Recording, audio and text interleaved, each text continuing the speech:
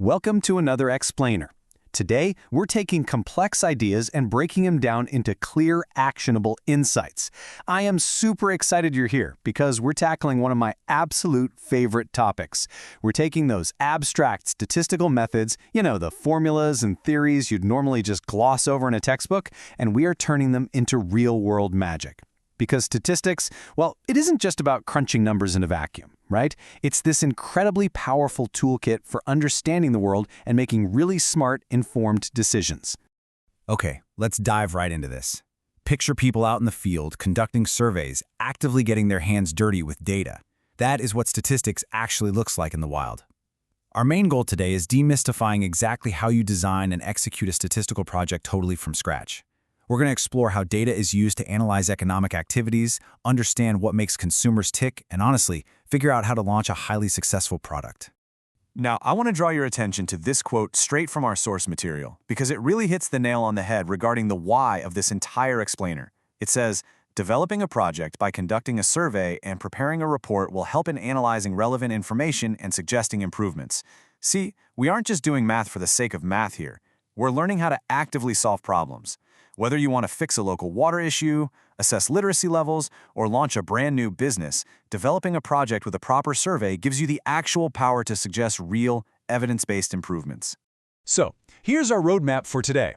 First, designing a statistical project. Second, the 7 steps to success. Third, the toothpaste case study. Fourth, analyzing the survey data. And fifth, drawing meaningful conclusions. All right, let's jump straight into Section 1, Designing a Statistical Project, Building the Foundation.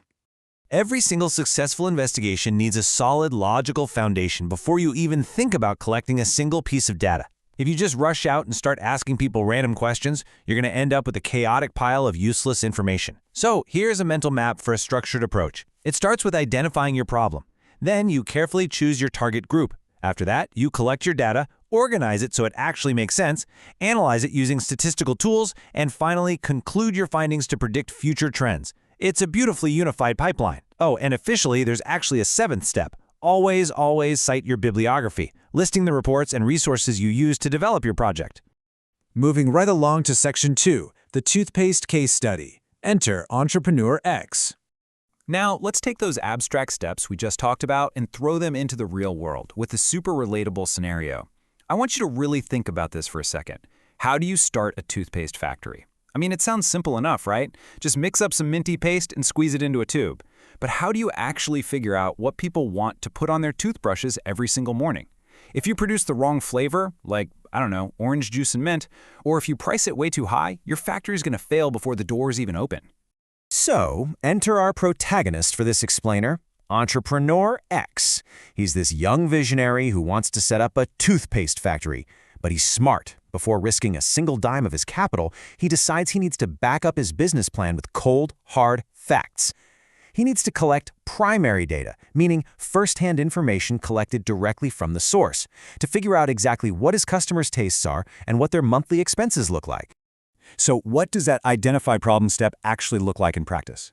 Well, Entrepreneur X creates a questionnaire designed to uncover a few very specific parameters. He needs to know the average monthly expenditure on toothpaste. He needs to know which brands are currently flying off the shelves. He wants to know if people prefer gel, plain, or antiseptic ingredients. And crucially, he has to understand what media influences their buying choices, so he knows exactly where to put his advertising dollars. But before we look at his actual data, we need to quickly establish a crucial statistical concept, and that is an attribute. An attribute is simply a characteristic that's qualitative in nature. It literally cannot be measured with a ruler or a scale. So when Entrepreneur X asks its target group whether they prefer flavored or plain toothpaste or which brand they currently use, he's not measuring a strict numerical variable. He's measuring an attribute. And understanding the difference between a qualitative attribute and a quantitative variable is absolutely essential when you're organizing a survey. All right, on to Section 3, Analyzing the Survey Data. Show, don't tell. Now, what's really interesting here is what happens when Entrepreneur X actually goes out and surveys 100 households. Let's break down the demographics. 67% were from urban areas and 33% were rural. Boom! Instantly, this establishes a baseline target audience for his product. Entrepreneur X now knows for sure that his primary market, at least based on this sample, skews heavily urban. Next up, He really needed to know the purchasing power of his potential customers. By crunching the numbers from his survey, he found that the mean monthly family income of the surveyed group was 18,000 rupees, with a standard deviation of 9,000 rupees.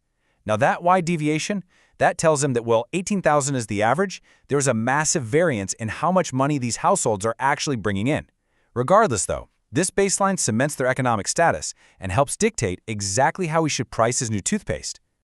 You might be wondering, how did he calculate that exact 18,000 rupee average from a massive, messy distribution of all those different incomes? Well, statisticians often use something called an assumed mean. Basically, this is just an approximate value chosen to simplify calculating the actual mean. By centering the data around an assumed mean, the math becomes a whole lot cleaner and significantly less prone to manual errors, especially when you're dealing with huge sets of numbers.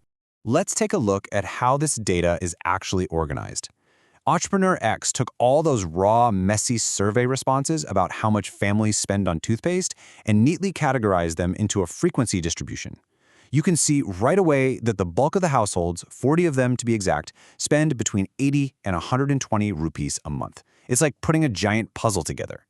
And by applying statistical tools to that frequency distribution, Entrepreneur X discovers a highly specific golden data point. The exact mean expenditure on toothpaste per household is 104 rupees per month. Think about how incredibly valuable that is. He's not just guessing anymore. He knows for a fact his target customer spends exactly 104 rupees a month on oral care. And this brilliantly illustrates exactly where Entrepreneur X should logically be spending his advertising budget.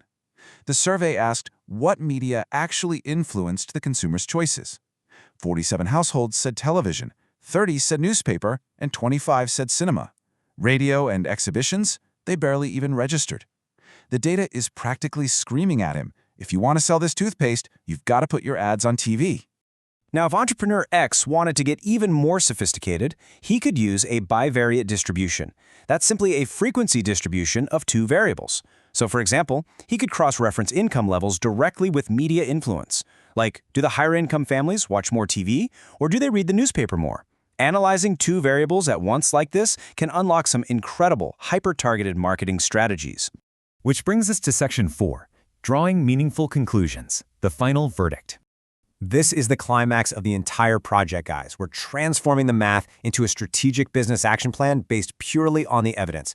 From the data, Entrepreneur X knows he must target the 25 to 50 age demographic. The survey revealed a massive preference for gel or antiseptic-based paste, so he knows not to waste time on plain flavors. His main competitors? Pepsodent and Colgate, since they were the most used brands. And finally, he absolutely must launch heavy TV advertising. By following these steps, he's built an ironclad roadmap for his factory. What Entrepreneur X just accomplished here is the truest definition of analysis. It's not just about making pretty charts, it's about understanding and explaining an economic problem in terms of the various causes behind it. He didn't just collect random numbers, he explained consumer behavior. He understood exactly why people buy what they buy. And that brings us to our core takeaway today. The power of structured data literally changes everything.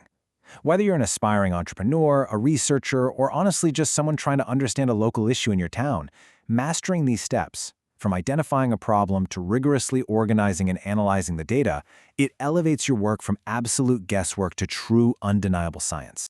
Which leaves me with one final thought for you to ponder.